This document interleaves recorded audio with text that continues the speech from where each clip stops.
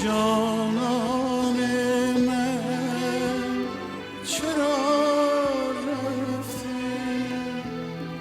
10 years, Africa went from Africa the hopeless to Africa the awakening giant.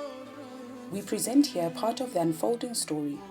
We see how small farmers in Africa today, most of them women, move from strength to vulnerability and through vulnerability to strength as the land they live off is grabbed by investors. There's an old African proverb that says, until the lion tells his side of the story, the tale of the hunt will always glorify the hunter. We present here part of the unfolding story, told by the lioness who has been working, not sleeping, for many centuries. She has been digging, she has been planting, she has been growing, she has been birthing. Matriarchs of Africa, we call on you today to speak your minds, to tell us how this new awakening has transformed your lives. Only a few decades ago, people from various walks of life, policy making, politicians, the media, even some civil society humanitarian groups had practically written off the continent as a basket case, which was not likely to be able to recover from the deep crisis of the 80s and 90s. And then a few years back, a new narrative began, the narrative of an Africa that is rising, one which is going to be like the East Asian tigers, which will become the new frontier for African and global development. If you are a lioness and you are rained on, let nobody think that you're a cat. You're still a lioness. All rise, please.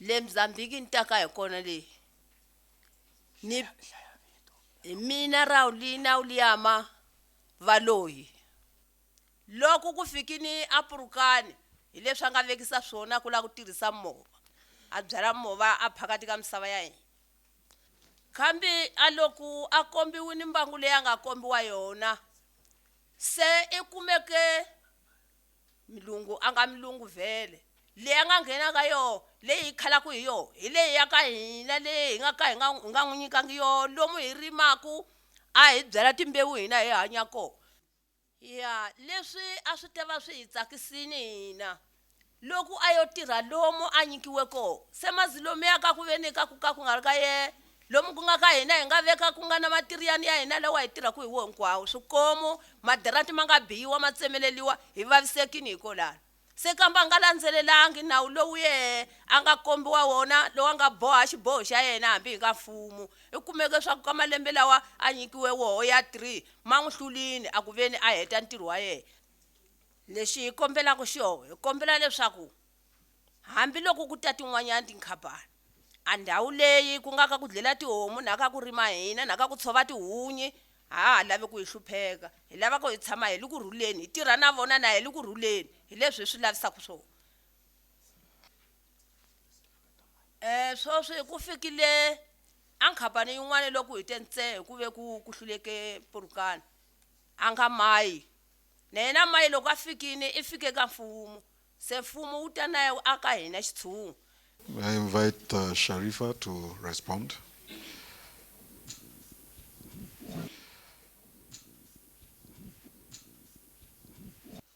Naitwa Sharifa Isa Azizi kutoka Kilwa Mavuji. Nimefika kwa ajili ya kuwakilisha vijiji 4 ambavyo tulifikiwa na kampuni ya Baosh. My name is Sharifa from Kilwa village. I'm here to represent 4 communities, 4 villages that have welcomed Baosh. Kijiji ambacho kilianza kufanya kazi ni Mavuji. Kwa hiyo hii kampuni ilifika katika ngazi za wilaya. Baada ya kufika ngazi za wilaya ndio ikatuletea sisi kijijini. Ilipofika kijijini walivyotuelekeza tukaona kama itakuwa na maslahi hivi. Unaona? Tukakubaliana nao, lakini pia hata katika hayo makubaliano tuliokubaliana nao hawakuanza kufanikisha.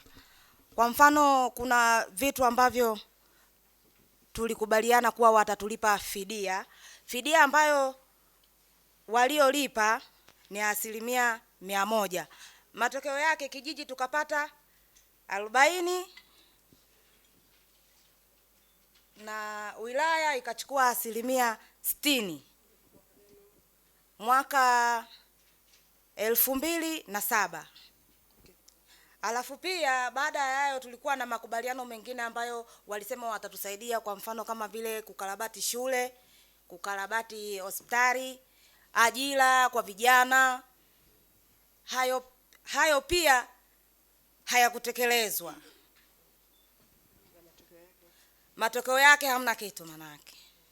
Kwa hiyo kwa sisi wana kijiji tunaona wametupotezea muda wetu. Afadhali yale makubaliano tungalikataa tu tangia mwanzo, tungekuwa tunaendelea wenyewe. Yale maeneo yetu tunayafanyia kazi sisi wenyewe. Sasa hivi tunashindwa kuyafanyia kazi kwa sababu ndo tulishawapa wao, na tunashindwa hata jinsi gani ya kuweza kurudisha ili tuendelee sisi wenyewe kufanya kazi. Kampuni iliondoka 2008.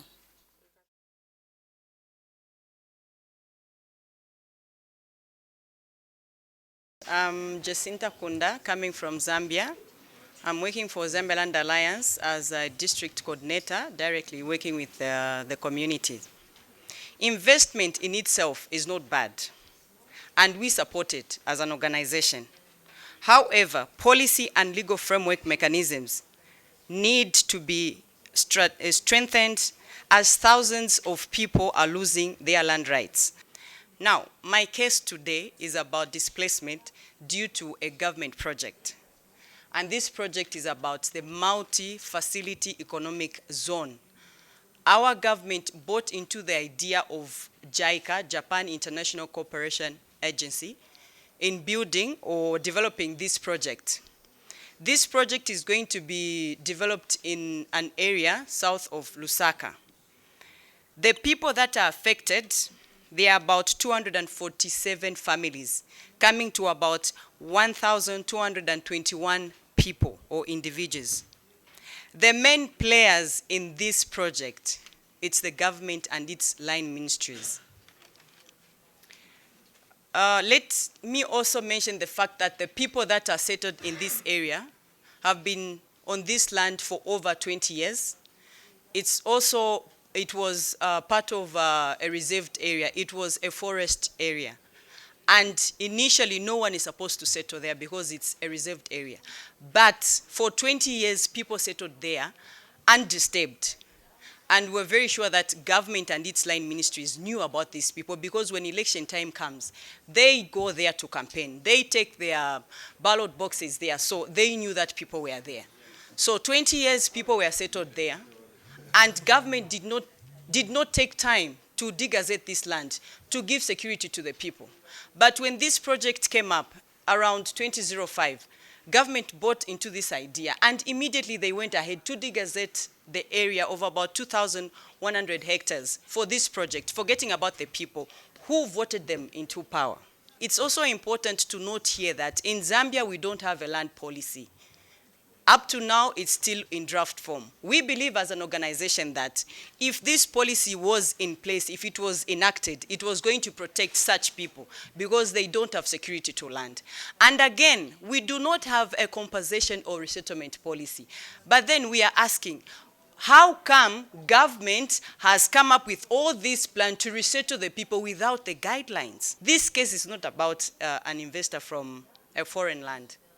Our government within Zambia.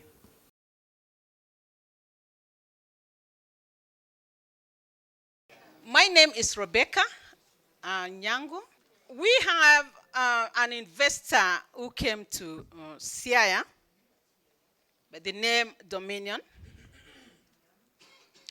They had a memorandum of understanding with the then County Council of Siaya and County Council of Bondo. to lease the land. Initially, he was given 3.4. Later on, they added him another 3 point.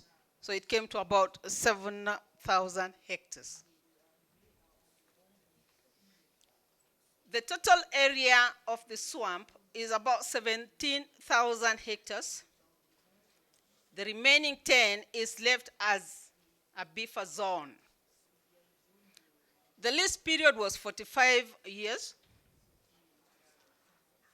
And the man or dominion pays the council 10 million for the 7,000 hectares per year.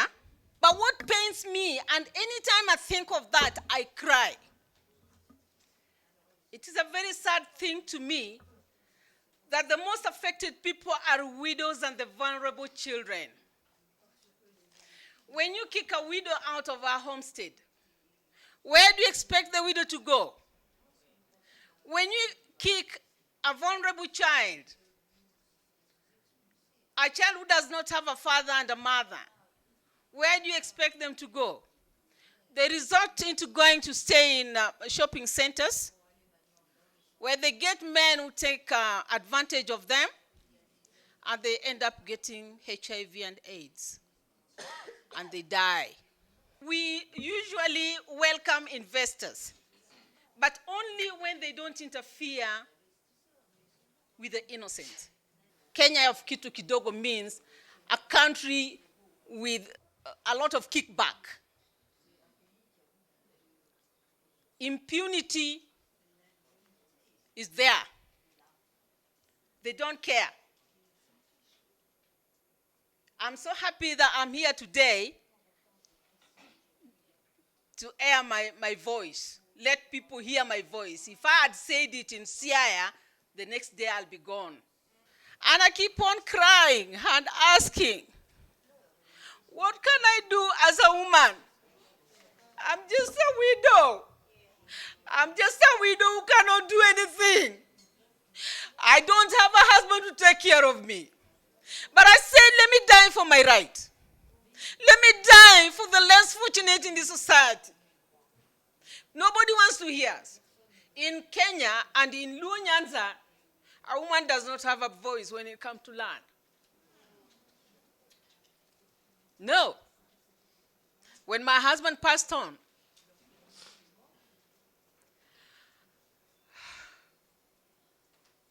two months after that, somebody came to tell me that my land was being sold. And I said, if they're selling my land and I'm staying there with the children, where will I go to? I decided to become an incredible Hulk. And I said, anybody who will come near me, either I will die or they will die. But how many women can do that? Help me, God. If wishes were horses, I would have asked the panel to let us form an African community or committee that will give us support. We support each other so that we can fight. We can fight tirelessly to save land grabbing. Thank you, and may God bless you.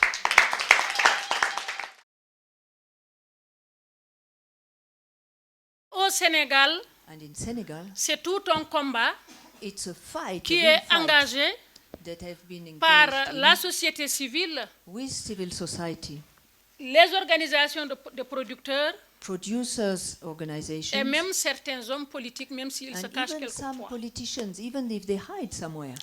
Et là, c'est des investisseurs que nous poursuivons sur le terrain et nous les prenons les mains dans le sac. Que l'Afrique est pleine de richesses et c'est le moment de récolter les fruits. Va-t-on continuer à laisser encore une troisième fois, laisser ces fruits africains se faire récolter encore par les colonisateurs? N'est-il pas le moment de nous mobiliser et de demander à gouverner, à exploiter nos propres richesses et pour une fois qu'on participe à la gouvernance du monde. Les femmes, Women. effectivement, on était là en train de nous battre avec nos maris, avec nos décideurs pour dire il nous faut la terre. Mais si c'est des multinationales qui occupent les terres, les hommes, nos hommes vont partir parce qu'ils sont mal payés et c'est nous qui allons devenir des ouvrières au niveau de ces exploitations de ces multinationales. Je mène le combat avec les chanteurs, avec les jeunes générations. I give the fight to the singers, to the young generation, and I believe that you can say, no, that's enough for you and for your children. This is a song that we did with young singers, rappers, and I count on you, the youth. I thank you. How can we play when the ground's uneven? When the rules are made behind our backs? When the judge, the jury, and the referee are the only beneficiaries? How can we run when we've never walked? How can we sing, they won't let you talk? It's the law of the jungle in the city. When the powers show no pity, it's a revolution. I think young students should be thinking about these issues because, well, we're the ones who are supposed to be thinking about what we want to do about them. When they told our story, they spoke of a primitive people with no organization. They spoke of our fields which seemed unused with no signs of cultivation. And we did not explain that we had empires with kings and queens and courts and tribunals and religion and music and love. And so the stories of hunting have remained weak because the lion never did speak. In case after case, we have heard our promises made have not been fulfilled and communities have been left with few avenues to hold investors accountable. Sadly, too often, government leaders, including traditional leaders, at all levels, have stood with corporate investors rather than with their people. There appears to be a problematic relationship between some corporations and different levels of government. Affected communities justifiably believe that corruption is fueling a tendency for our governments to serve the interests of these corporations rather than the local communities affected.